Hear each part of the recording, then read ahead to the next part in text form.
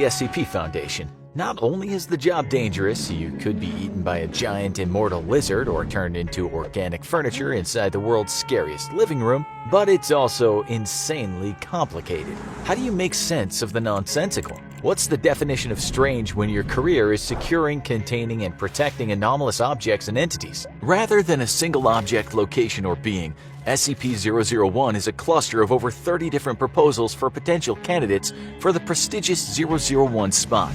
Some believe there's a true 001 hidden in this group, and the rest are decoys.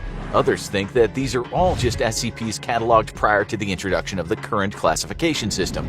Some even think that all of the proposals have a valid claim to the SCP-001 throne. We're not here to make a final judgment. Instead, we're going to take you on a lightning round crash course through 31 of the SCP-001 proposals. If you'd like a more in-depth take on any of these SCPs, let us know in the comments. But for now, there's no more time to waste. After all, we got a lot to cover. Let's go. Number 31. The Sheaf of Papers. This seemingly innocent stack of paper is actually one of the most mysterious and feared items under the Foundation's lock and key. While it appears to be a simple, confidential report, every time the papers are read, it details the appearance of a new SCP that will inevitably be discovered soon after. The question is whether the Sheaf of Papers is warning us about these entities or creating them itself. Number 30. The Prototype. This account details the capture of an incredibly strange cycloptic creature that emits massive amounts of radiation and can create micro-singularities. The writing of this creature's file is so basic, unformatted, and unredacted that it's clear that the being was one of our earlier creatures secured by the organization. Interestingly, it was during the capture of this creature that Dr. Keter was killed, inspiring the creation of the infamous Keter class in his honor. Number 29.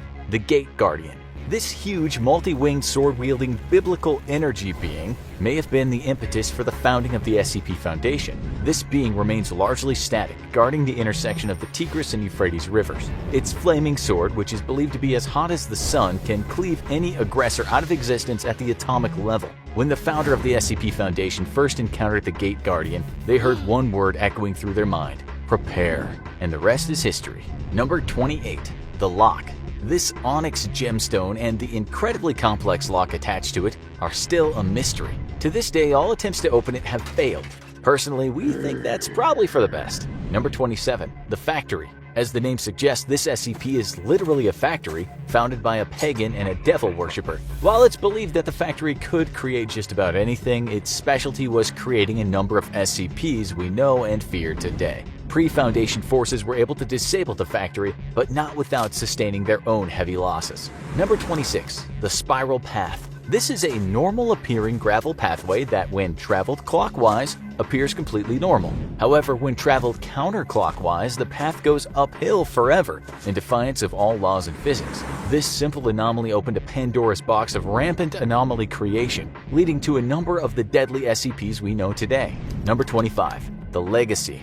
This SCP is a collection of seemingly random objects, including a diary from a person claiming to be from another reality, attempting to halt a trans-dimensional corruption that they themselves created. The diary claims to have a solution to this corruption, but the solution has not yet been found. Number 24. The Database. In one of the strangest twists on the format, this SCP is actually the various authors of the SCP Wiki who are somehow leaking top-secret information to the public. Number 23.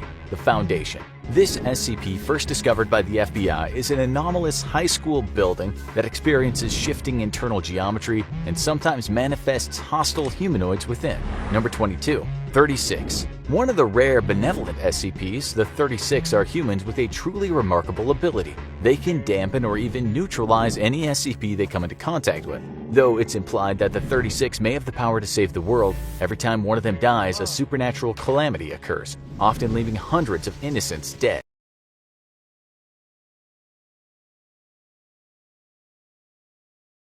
Keter Duty. This refers to a containment facility largely filled with Keter-class SCPs, whose presence around each other creates a kind of mutually assured cancellation. If one of these SCPs breaches containment, that's bad news. But if all of them do, it'll produce a bubble of reality distortion that will fundamentally alter reality as we know it. For all we know, it may have even happened already.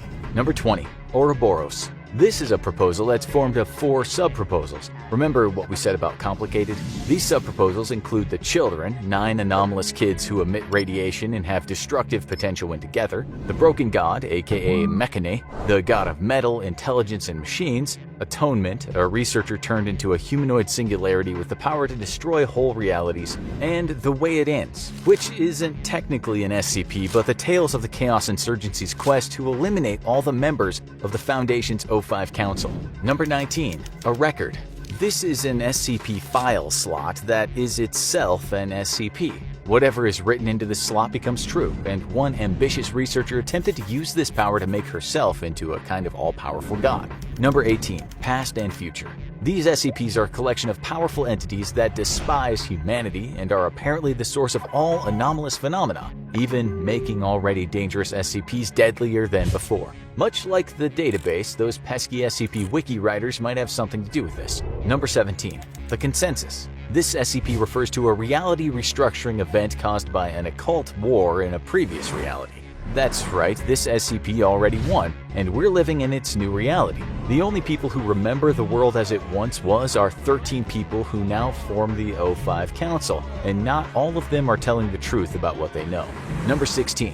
When Day Breaks. This proposal details a potentially world-ending SCP phenomenon wherein the sun becomes hostile and begins to melt all living beings into a living wax-like substance. Number 15. God's Blind Spot.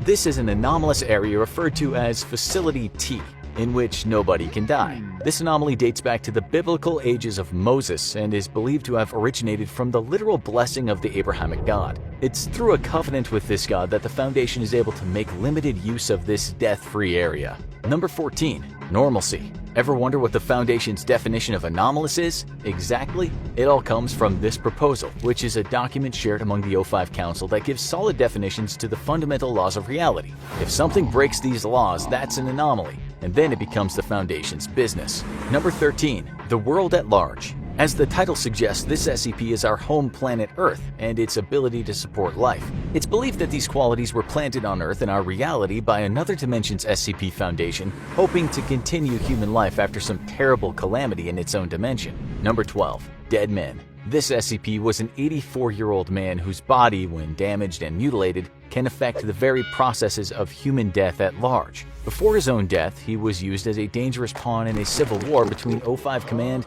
and the SCP Foundation Ethics Committee. Yeah, we were surprised to hear they had an ethics committee too. Number 11. The World's Gone Beautiful. This SCP describes an anomalous event that will take place just before the apocalypse, in which flowers will grow all over the world and everyone will be briefly at peace before their destruction 24 hours later.